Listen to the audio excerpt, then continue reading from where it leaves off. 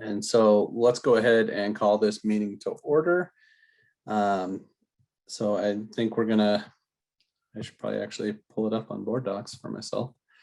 But go ahead and start talking about our guiding principles. I don't know if Chase was going to start leading this conversation or Matt or I'll defer to Lisa. Lisa, do you want to start before I hop in? Say too, Lisa might have something she wants to start with there first. No, I appreciate that, guys. I think I would just say that Charlie and Janet and I thought had a really good discussion last week about more theoretical ideas of what we thought some of the guiding principles would be. And so everybody else knows, the admin team really took that very theoretical high-level discussion and I think really succinctly and accurately distilled it into these 7 principles. I was really impressed when I saw the finished product. And if I'm wrong, Janet, Charlie, feel free to chime in, but I thought that this was a really good launching pad for our discussion tonight based on our smaller committee discussion. And like I said at the main session, I just look forward to having a conversation with everybody today.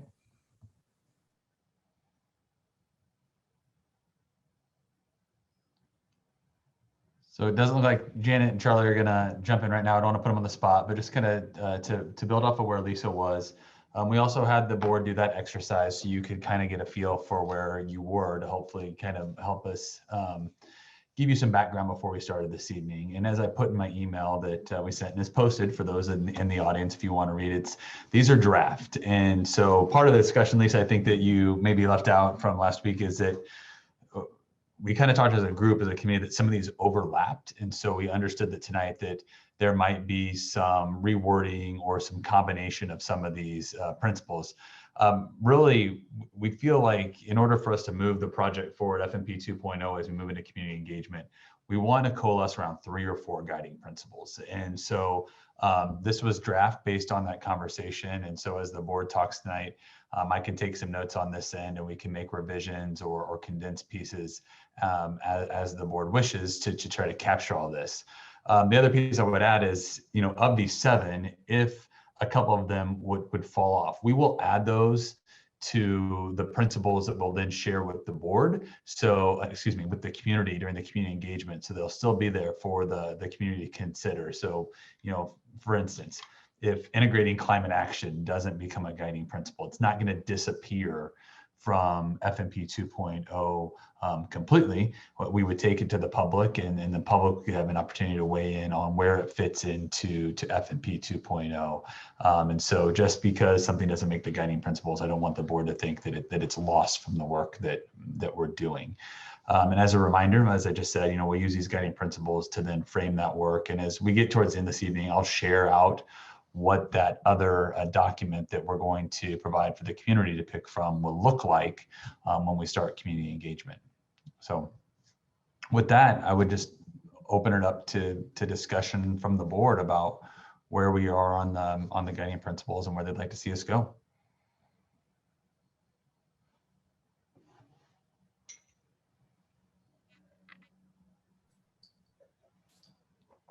Anybody want to jump in?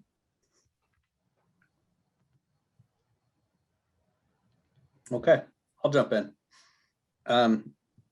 Obviously, it wasn't surprising with the board's numbers that, equity and inclusion is pretty high up there. I did find it kind of interesting that a few directors ranked supporting the whole child kind of 1 and 2 with the equity, and others didn't. And in my head, those 2 things kind of go hand in hand, which is, I don't know, and maybe that's part of the, how do you combine some of those guiding principles, maybe, because in my head, I don't know how you can have equity and inclusion and not be supporting the whole child and vice versa. So that's why I had those 1 and 2 myself. I'm not going to speak for why the other directors did as well, but that stood out to me.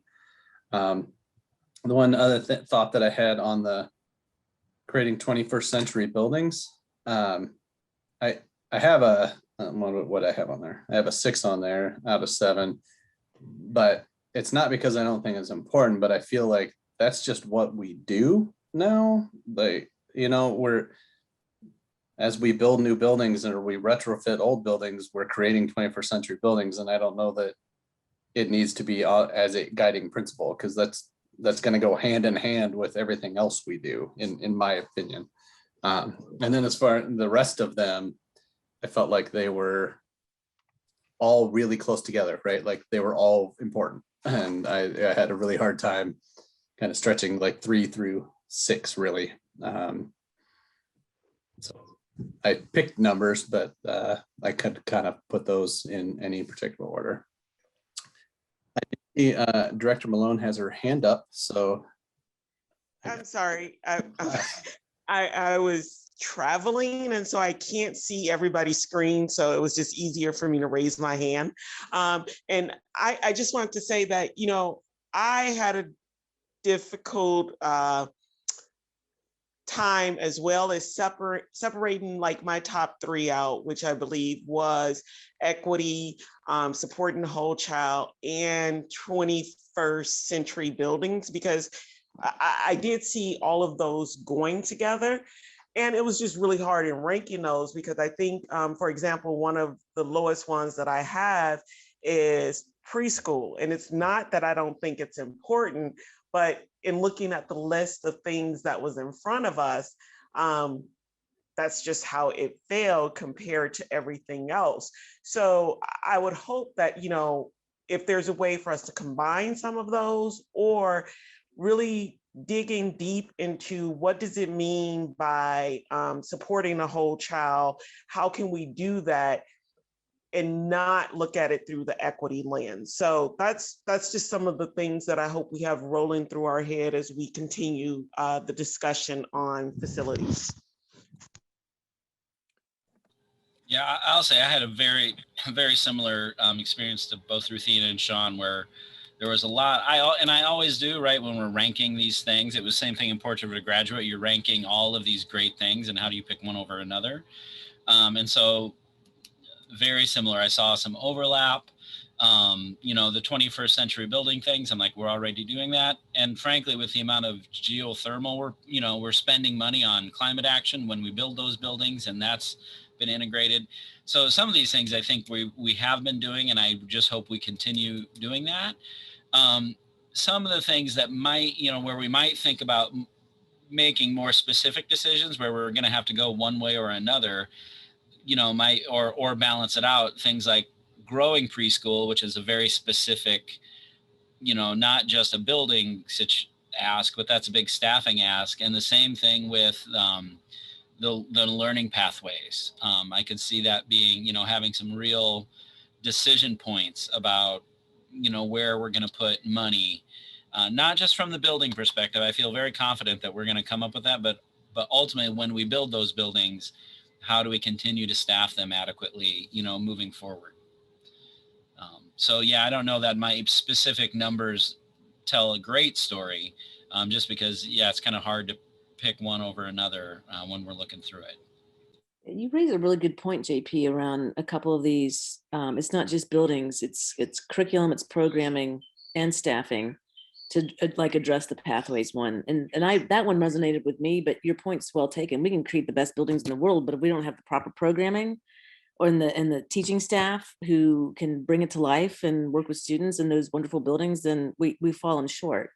So I don't know quite how to balance that aspect. And in your point, and the same point applies, as you said, to the preschool one. So it's a hard exercise. I mean, we could just be really basic and just average the scores for each one of these 7 and pick the top 3, but that doesn't feel quite right either. I think it's unpacking these and really getting to a more granular understanding of what we mean by each of these. Because I agree with Ruthina, and I think Sean too, talking about equity and inclusion and the whole child. It's hard to do that if we're not paying attention to the whole child and social emotional supports and all those kinds of things that go into ensuring an equitable and inclusive environment. and so maybe we need to think about really dialing in on the definitions and seeing where we can blend some of these to try to really tease out and suss out what we mean by each of these principles. But again, just a shout out to the folks, Chase and team, who took our, as Lisa put it, theoretical ramblings a week ago and turned it into something actionable. So I appreciate your work on that. So I'll weigh in. When I was ranking, I was really attracted to the principles that had more to do with, well, less to do with nuts and bolts of buildings and more to do with these ideas of what we want our buildings to accomplish. And so, for example, like whole child, I read the description for whole child, and what it says is facilities and grounds that support not only the academic, but the social, emotional, physical, and creative growth of the whole child.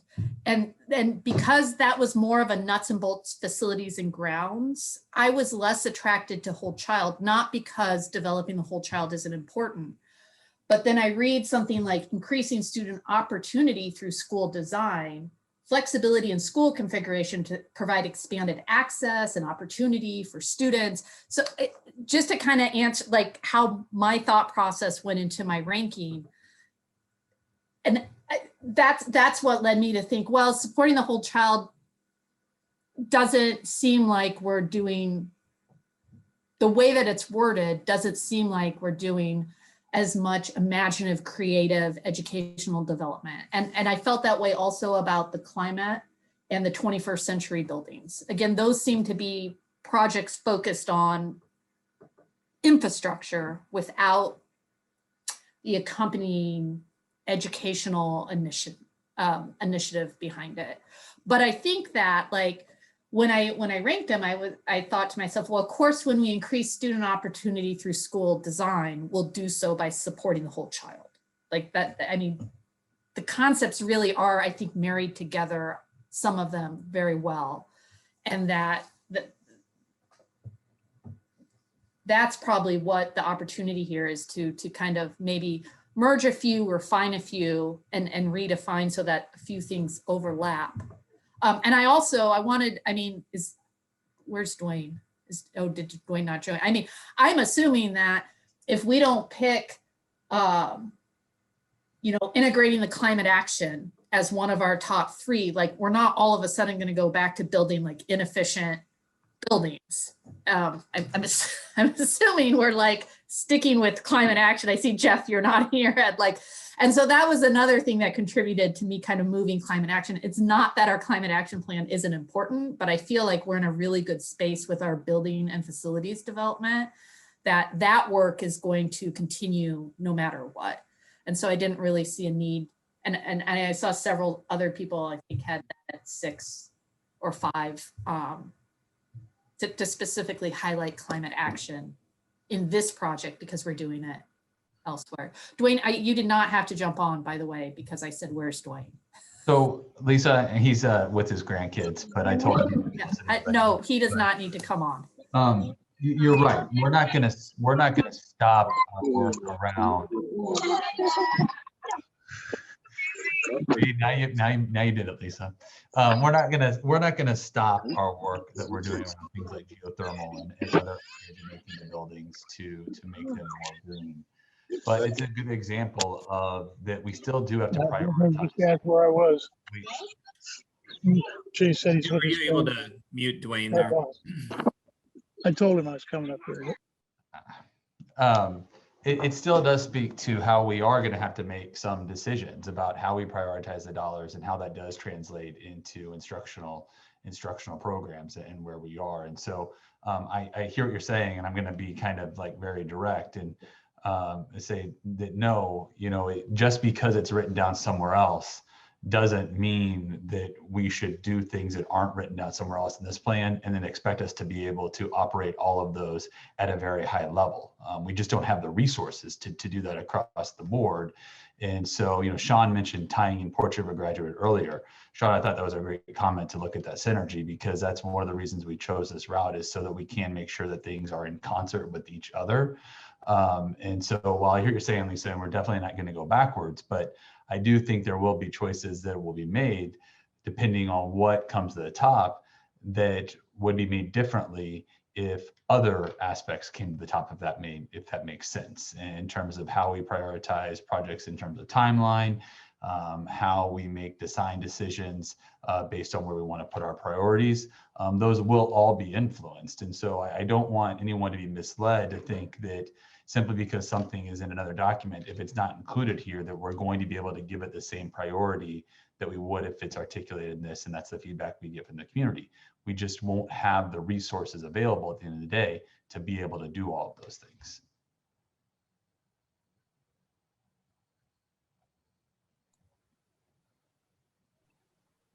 I wonder if the next step is to maybe send operations. Oh, we need to make some decisions though around the community engagement piece. That's the problem. I feel like we need an interim step though, doing what Sean suggested of bouncing up the competencies from Portrait of a Graduate against these proposed principles and doing some bundling, wordsmithing, aligning, just to, because I think that for me, that feels like a really good thing for us to do.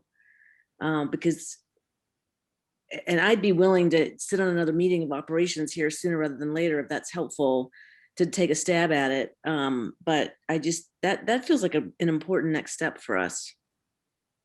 I would say the one thing, Janet, is timing, because when do we have to have that draft? Yeah.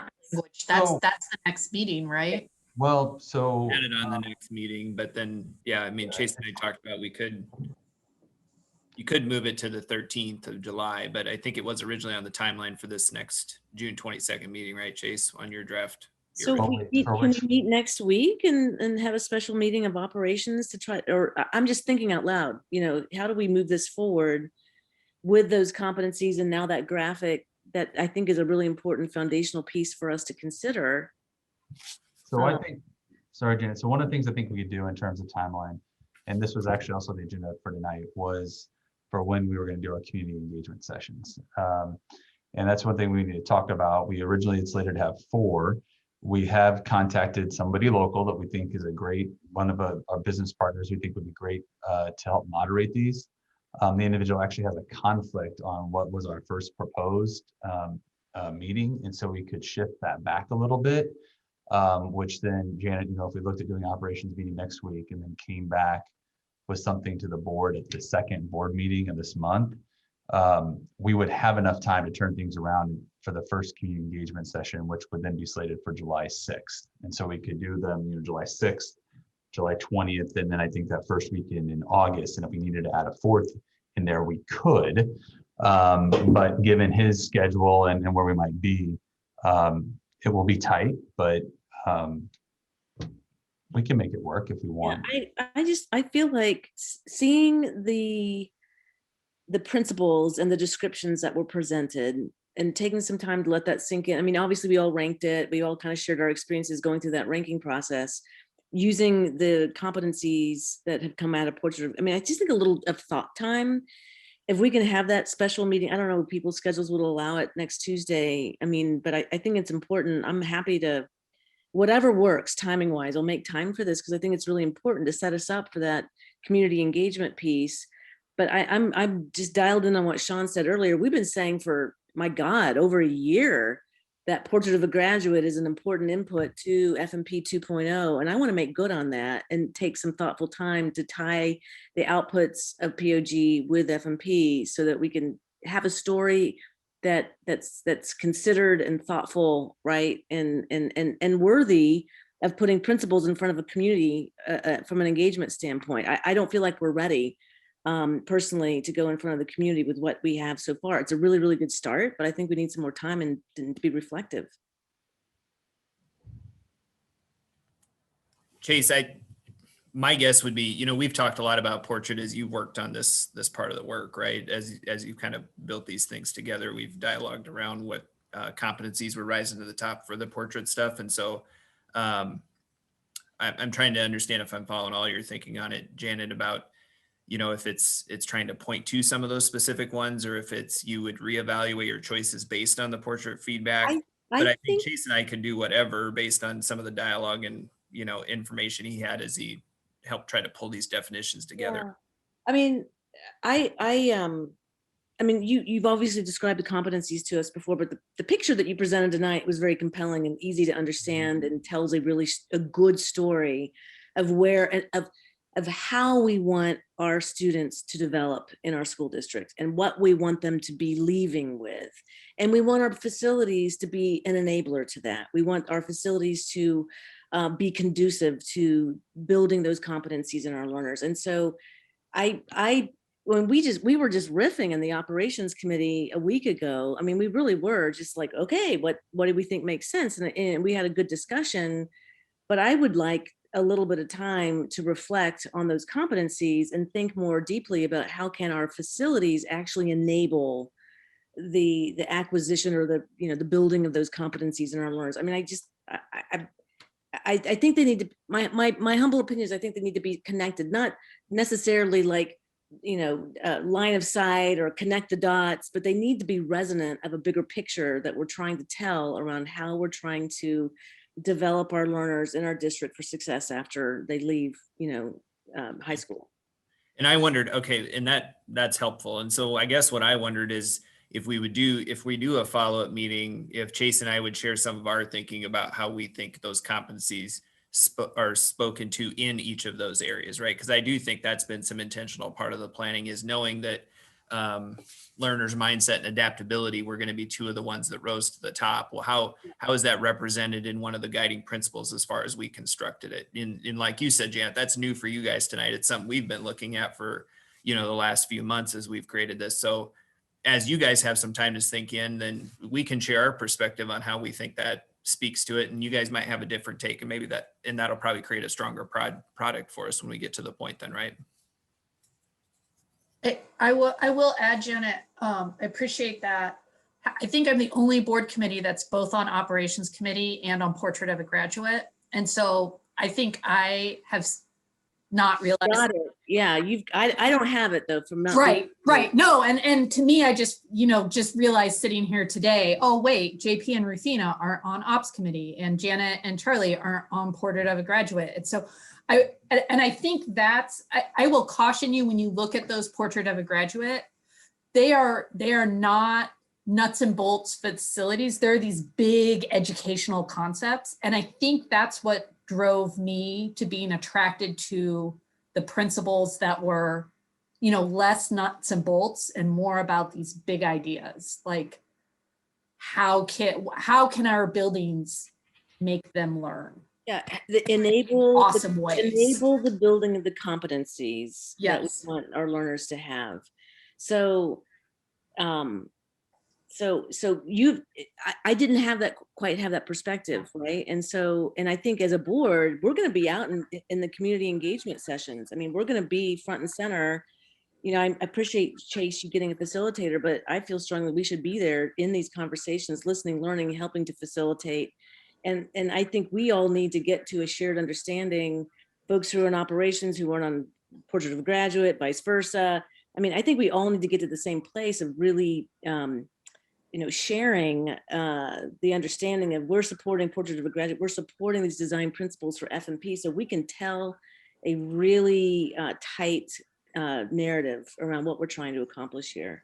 I mean, and if the design principles for F&P need to be, sort of not nuts and bolts, tactical building stuff. And I just think we need to have the conversation. We've not had this conversation yet.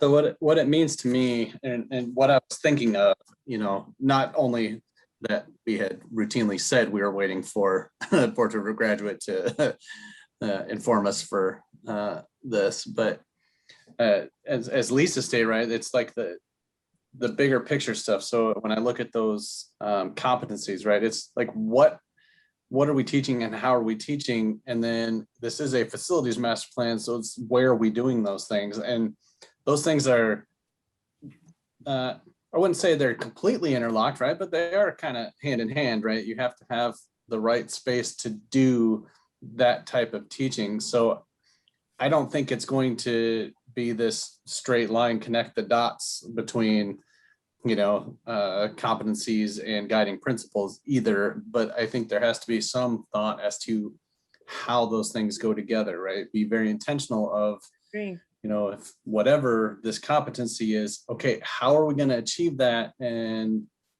if that is curriculum or some other type of learning, then what space would you need to accomplish that, right? And I think Lisa's right with the big picture idea of the facilities being the way to go. So that's how I'm seeing those two things go together. And I don't think it's super easy, right? When you look at a competency of empathy, how does that translate to a facilities plan, right? That's not a natural thing to think of, but I bet if we gave it some thought, we could probably connect some dots, right? To make some sense there. And some of them may be a lot easier than empathy than others. I got one for you, Sean. And here's my idea. Foreign language. That when people learn a foreign language, they learn empathy. And when they learn a foreign language, they probably hit almost all 6 of those competencies. And I think part of Portrait of a Graduate, and well, frankly, Matt, the book, who sent that to us? The Jamie Vollmer thing? Was that Graham? Because I saw, he spoke a few years ago here, and I was staff at that time, and he's not alone, right? There's a lot of educational thinkers who are saying the exact same thing. We are doing school the same way we did it 100 years ago, basically, and it doesn't work, and it doesn't work in a very dramatic way. And so, having said that, I don't think you certainly can throw the baby out with the bathwater. We do lots of really good things in this district. We really do. We excel in a lot of areas. And I think sometimes, like when I put out criticism of education, people are like, well, what are you saying about the Iowa City Community School? I'm like, it's not this district. It's the entire country. It's our entire educational system that's built on, and the things that we, so then what can we do? I don't think we can't redesign a whole system. So I guess, one of my ideas are do we try some things? And one thing that I think we could have an opportunity to do is an elementary school that is a full immersion language school. I think that is we don't have to change too much, right? You don't have to change the entire structure of the school day, but it's going to be a curricular offering. And then I would say, and that's one idea, right? It just happens to be, I just think foreign language is something that's missing in our entire educational system, that as Americans, we don't learn second languages. And we know educationally the best time to do that is at the younger levels. And you start to provide a truly different way that kids get educated through that. And I bet you could do it in a lot of different ways. But we obviously couldn't do every elementary school like that. But maybe we could do one. Because I think we're going to have to, if we're going to break the box, if we're going to think outside the box, we're going to have to try some things. And I don't think we're going to be able to come up with the answers right away. But if we try some things and we see what works and we make adjustments along the way. So to me, and if we talk about adaptability in facilities, to me, that means flexibility. And so whatever we can do when we're moving forward with the revenue purpose statement or the PEARL or whatever we're going to do to make sure we build in as much flexibility as possible so we're able to pivot and we don't lock ourselves into a certain thing. When we, have conversations about facilities, it's hard, if we build a building or we have a building that's designed for one specific thing, but that thing isn't really needed or necessary down the road, then we're sort of locked in. So I'm trying to think, how can we give ourselves the most flexibility to be able to pivot when we need to, and then come up with some ideas that we can try. Because that's something, I think every time I've campaigned, literally the foreign language magnet, and the other thing is a year-round magnet. I can't tell you how many people say, if you have a year-round school, I will drive 15 miles to take my kid to that school. And then I think the question for us is, how do we, the capacity, right? Because say you wanted to take one of your schools with high free and reduced lunch numbers, say you make that a magnet to draw in some different population. Obviously, we can't displace people, but to me, those are some of the innovative things that we might be able to do and try out that, because a year-round school might take some facilities thought to that. What is that going to look like? For the most part, with air conditioning, I don't know that it would need to change very much. And in Portrait of a Graduate, often in the breakout rooms, that's what people said, like, what are we really going to do? And a lot of people had thoughts like, we know this system doesn't work. And if we just tinker around the edges, we're going to have a pretty poster. And so there was a lot of, and I wouldn't even call it skepticism, just like, well, we've done this before, we've had these conversations, but now what? And there was a lot of appetite for people to try innovative things, because that's the message I'm getting. We don't have a clue what future we're sending these kids into. We don't know what that's going to look like, even 5 or 10 years down the road. So if we just sort of tread the same material, and this is why, frankly, I wish the universities would have been involved more, and Kirkwood would have been involved more, because I think a lot of what we do is driven by the Board of Regents and their recommendations for admission to Regents universities. That's why our curriculum is the way it is. And frankly, I think places like Kirkwood have a far more realistic vision. Not that there's not a place for the university, certainly there is, to have a high level research institution. We need that. But I don't know that that serves 80% of our kids, and so to me, I think, so looking at, career, like, who doesn't want every kid to be life ready? And so then I think we have to get really serious to say, what is life going to look like for a kid 10, 20 years down the road? And if we don't know what that is, we need to give them, again, the adaptability. But if we hem ourselves into an inflexible system or inflexible facilities, I don't know that we're getting there. So I don't know if that's helpful, but it's kind of where my thoughts are, is far more nuts and bolts things. And can we bring up some innovative ideas and kind of run with that a bit? And, we got to be willing to fail on some level, or we're probably not trying hard enough. That's the thing, JP. I think, like you said, like, you connect some specific examples there, like the adaptability to the different, like, pathways that you guys talked about as the guiding principles. That's a perfect one, right? I mean, I think the global citizens one easily connects to equity stuff, right? So it's like tightening up that conversation around, where do you see the competencies represented in your guiding principles? And I think that's what I was trying to share, that, as Chase and I kind of worked on this stuff, I think that's where we saw those things, right? Like, we can easily probably tell you our connections to those, but, like, what are the connections when Janet's talking about that you want to be able to explain to the community that you feel like are representative of the board's wishes through those things, and that we have that. And, we could probably chart out a couple things if that's easy to show you, and, start some ideas, or even take the ideas like JP just walked through with, an immersion school there. That comes up a lot. How does that teach you empathy, to learn about different language, a different culture? I mean, there's probably a few items there that could be generated, but we're also hesitant to get too specific on what those might be, right? Because Yeah, I mean, now as I sit here and think about it, and I do appreciate all the feedback. I mean, I think that the approach that we're using is sound, looking at it thematically. I think this is the way to do it. But, I think there are a different couple of pathways that we could explore, either providing more detail and definition around some of these so that we better explain what we mean, or maybe JP, building off what you're saying, actually at this guiding principle level, we pull it back the other way and allow the community to provide more detail at that next level. Like, maybe the guiding principles are shorter, more broad phrases like flexibility, right? And so, like, maybe we try to get too deep at this level, and they should have been more broadly defined, or more broader concepts with less definition, flexibility, equity, and then we build in more detail underneath. And that's where the community comes in to help us define those with some of those other that other list that we've been working on, that we can talk about when we meet again.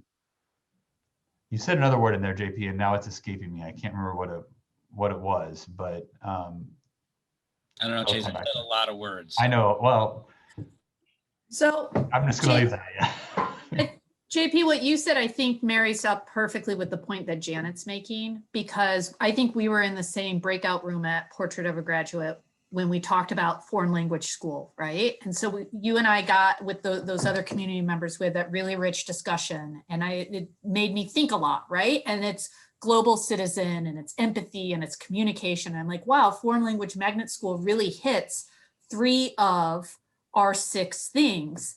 And I agree with our 6 things. And so this seems something important. And then I went to the principal list and say, oh, okay, well, we've got foreign language school under increasing student opportunity through school design. So if I am being, showing fidelity to the portrait of a graduate principals and what I think is important, then that's how I pull that principle over. But I think that's Janet's point, right? Is that the other 6 of you really haven't had a chance to marry up these 2 different experiences with each other. And I think there's value in that. I did want to ask, I thought when we started this, and maybe it was just at ops committee, but maybe it was the full board, we had some conversation about putting equity up top as a static, unchanging, not up for debate principle. And then the principles that we were going to flush out were going to kind of come under that. And I wonder if that's worth revisiting. I think we all kind of said the board's committed to equity as a huge driving goal in all of the work we do. And it's not really up for debate. And what is up for debate are these kind of the other 6 ideas. And I didn't know if I just. I think I could people kind of remember remember that conversation too, Lisa. You too. And that might be a good way to present these ideas. So I don't know. I'm up for having another operations committee meeting too, because I want to change one of my rankings. So I want to. You think you have enough to work with? I feel like based on this feedback, we could come up with something a little different, or do you feel like you need to hear some more? So you don't want to meet with us? Is that what you're saying? No, I think we want to have something ready for you though, Charlie, to okay. talk about when we meet instead of trying to write something here at a meeting, right? I'm just, Right. I guess, trying to check in with him if he feels like he's got enough. And partly I want to hear your and Chase's, how you've envisioned those competencies being reflected, because it sounds like you've been doing that cross-referencing with these principles against the competencies. I mean, I'd like to hear, at least, I mean, we all have kind of how we're mapping these things. I think, just unpacking a little bit of that. But I do think, JP, you're onto something, and Matt, your reflection on it, that maybe it was Chase, I'm sorry. I think it was Chase. Maybe we need to bring things up a level a little bit on the principles. And because preschool, early childhood, that's pretty specific, right? Climate action, I mean, that's pretty specific. I mean, maybe we do need to up level the principles and find ways of aligning them as enablers to the competencies that we want our learners to have. And so, like, if we want to, I don't want to make work for Chase, you and your team, before the next ops committee meeting, but I feel like I have enough just to reflect on before the next meeting with what I have in front of me. And but if you want to try to take a stab at up leveling, maybe it's up to you guys, but I just need a little time to think through this and then have a good, rich conversation. I have a real Appreciate it if you guys can do it. Sorry, JP. I was just gonna say, I'm like making connections between all of the pieces as we go, right? And I'm going back to our director liaison report when you guys talked about the nest at City High. Like, that's a physical space that needs to be kind of intentional to do that kind of thing, but that hits. I'm stuck on the empathy one because it's one that stood out to me. Like, having a safe space, I think, creates empathy, right? So I'm making these connections of how you take these soft sort of ideas and turn it into a tangible thing. And I think that's the kind of stuff that we should and need to be able to articulate when we're going out to the public, right? Because they're going to be like, but what does that mean for this school, or, for this space, right? That's what people are going to want to know. I think they're going to appreciate this approach. And I think, as Chase said, it's the right approach. But I think in the end, they're going to want to know what that means nuts and bolts wise. And so I think we have to be able to connect those dots for people. And we're all going to probably do it in our own heads a little differently. So I do like the idea of kind of, I don't know, even as a smaller tossing those things around to kind of come up with maybe a more finite list of things.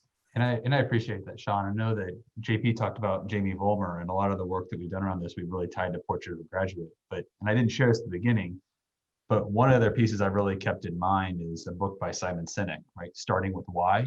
Oh And my God, I'm reading that book right now. It's amazing. I love it. It's awesome. And it talks to this conversation to what Sean's saying is that, people want to know the what. They want to know what the projects are. But if we can't define the why behind those projects, we're lost. And that's what we're really doing. We're starting with the why. We're building our why. And at the end, we're going to tell them what we're doing. And so, Sean, your comments are well taken. And we can look at taking this back up a level and looking. I don't think it's really going to be that much additional work. And Janet, in answer to your question, really, how we're making these connections. The other thing I'm learning is also, depending on your lens, you look at these differently. And what really got me thinking about this time during the conversation was when everyone was talking about supporting the whole child. Is I feel that really resonates with me because it talks about building spaces that are not only focused on academics. They talk about being able to create spaces about wraparound services, about letting students express themselves, whether that's through the arts or going to a safe place like the Nest, like an ASC, like enhanced health centers. But that's because that's how my mind works. But if you're not in that space, you don't grab that from that definition. And so I do appreciate the feedback. It's making me think about, okay, what do we need to say? And how do we need to say it in order that it resonates with the folks that we're trying to reach in the community? And so I found this conversation very helpful. And I don't want to shut it off, but I know that we've all been together now for over, almost 4 hours. And so, so the more feedback you can provide us, the better. But Matt, yes, I think I have enough to kind of roadmap as to where I believe I'm hearing the board wants us to go for our meeting next week. That's a great link, Chase. They're going to vote for the what if they understand the why behind it, right? So That's exactly right. Everyone should read that book. It's amazing. It is really, really, really a good book. And I'm just going to make one last comment. I know everyone's tired, but I want to make a shout out again to Dwayne, because all of the work that we've done over the last 10 years, taking care of the nuts and bolts, air conditioning, elevators, expanding classroom space, all of the things, building new buildings, all of the things that you have done, you've enabled us to have this really forward-thinking kind of conversation about how our buildings can enable these competencies of a Portrait of a Graduate. I mean, it's really, really, really impressive. I think it is, I think it speaks volumes for what we've accomplished in this district. And shout out to Dwayne again. And congratulations on your honorary diploma from this last weekend too. I was going to say somebody ought to give him an honorary diploma for that. I just have nuts and bolts. So are we planning on going out in November with RPS, Pearl? Just that piece of it? What are we going to ask? What do we think we're going to ask voters to approve come November? So that's for our conversation, JP, that we want to come back in July. That's on our timeline, is to provide you that draft language. We know that the board wants to have some discussion around what exactly we're going to ask for. And so we're going to probably draft up a resolution or resolutions that incorporate all of those pieces, and then allow for some time at a work session or a board meeting for us to have that conversation about what we think the best approach is in November. Thanks. Just so you guys know, Chase will kill me for getting in the weeds on this one or open this up now, but the Pearl's probably not going to be a super great source for us to continue to look at, just based on the fact the legislators tried to go at it this session. They think it's going to likely be on the chopping block again another session, and so we need to reconfigure a little bit of the funding structure to make sure then we can account for whatever dollars we would have counted on in that levy, since it's probably not one we want to bank and put time and energy into if it could be gone in a short period of time. So, and my other note is Lisa Williams has lost power. I see she's kind of flipping in and out there with her camera, but I don't think she might be joining us for the end here unless she gets power back quickly. And Charlie was freezing up there too. I don't know. Since we do have one more item, and I guess that kind of pushes us into it when we're talking about future meetings and timelines, as far as kind of the ballot information. But the other item on our agenda here is looking at dates for community engagement. And we sort of started talking about that with maybe throwing another meeting in there and pushing things back a little bit. Did you want to actually land on specific dates, Chase? Was that the idea? I mean, if we're gonna get back together next week or, later in the month, I can just tell you what our plan was. We had tentatively asked the ops committee and they were agreeable that we looked at July 6th, July 20th, and August 3rd. We had penciled in one also for June 29th. That might be a little tight now that we're going to come back to this at the June 22nd board meeting. And so if we wanted to look at adding another one there in July sometime or after the August 3rd, we could do that. But again, we look at July 6th, July 20th, and August 3rd from 5 to 6:30.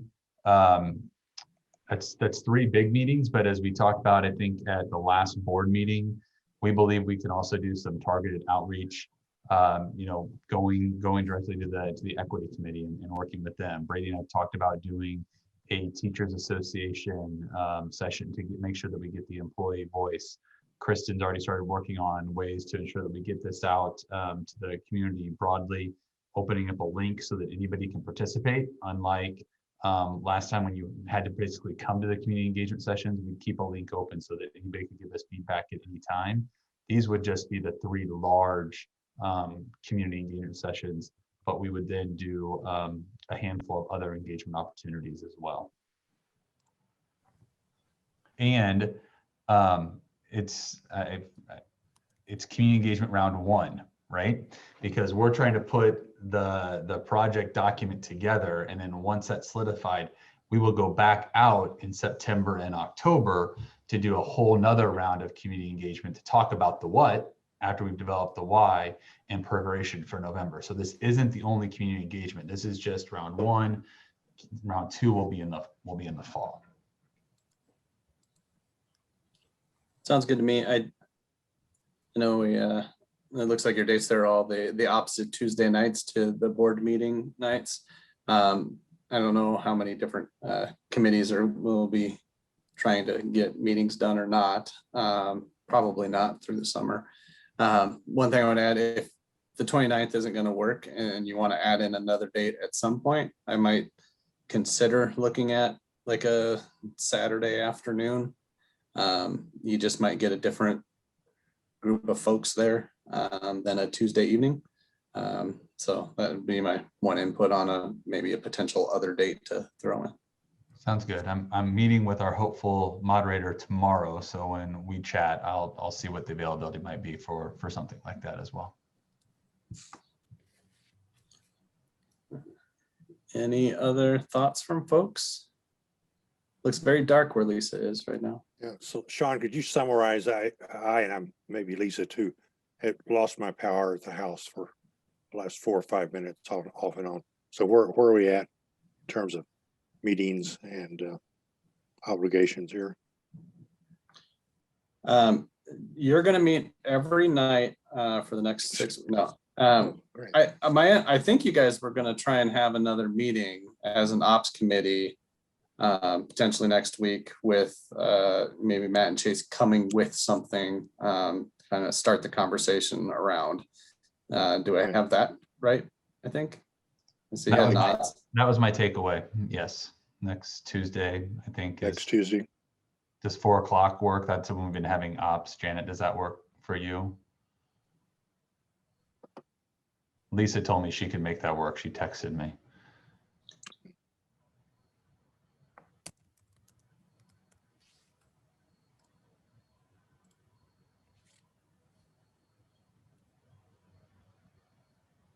And it can't figure out how to unmute Yeah, herself. Yeah, okay. Yeah. I was toggling between my calendar and Zoom and I got lost. Yeah, that works perfectly. All right.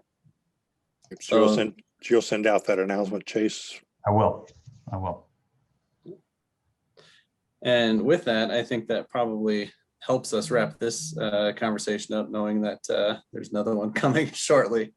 So if there isn't any further discussion tonight, I would go ahead and entertain a motion to adjourn our work session here.